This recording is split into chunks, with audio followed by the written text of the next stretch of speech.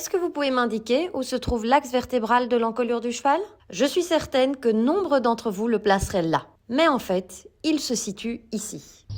L'anatomie vétérinaire est la science ayant pour objet l'étude de la structure et de la morphologie des animaux domestiques. Cette science est majoritairement enseignée sous forme de cours magistraux, suivis de cours pratiques tels que la dissection et l'étude des os. C'est une matière incontournable pour l'analyse et la compréhension du fonctionnement du corps de l'animal. C'est une matière très vaste qui nécessite un apprentissage approfondi. Pour favoriser cet apprentissage, le body painting, consistant en la peinture des structures sur l'animal vivant, a récemment fait son apparition. L'objectif de cette méthode d'enseignement est d'être plus attrayante et motivante pour les étudiants afin d'améliorer leur capacité d'apprentissage. Elle permet la projection des structures anatomiques sur l'animal vivant et favorise l'appréciation de la forme, la position et la taille de ces structures qui ne sont pas toutes directement palpables. De plus, pour les étudiants peignant le cheval, elle permet de se familiariser avec un animal qui pour certains peut être très impressionnant. Une fois le cheval peint, un cours d'anatomie et de biomécanique est donné aux étudiants. Le plus compliqué pour la mise en œuvre de cette méthode est de trouver le bon modèle.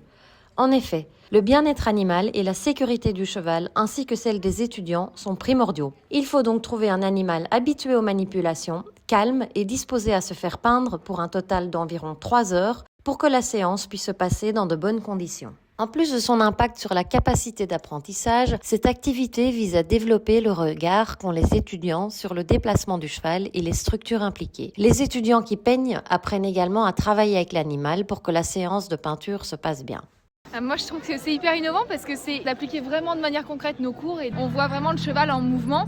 Donc d'habitude on apprend plutôt sur les livres donc c'est statique et là de le voir bouger on comprend comment tout s'articule en fait. C'est aussi beaucoup plus ludique. Dans les cours on n'a pas souvent l'habitude de voir le squelette en fait sur l'animal. On a souvent les deux tableaux en fait mis côte à côte du squelette et de l'animal à côté. Ça permet de vraiment s'apposer tout l'un sur l'autre. Ça a vraiment permis de pouvoir apprécier tout le squelette réellement en mouvement. Donc on a vraiment pu voir toutes les implications articulaires lors des différents déplacements. Donc ça marque vraiment et on a vraiment le visuel qui reste en tête et qui va rester en tête dans la durée. Bonne expérience? Ouais, très bonne expérience.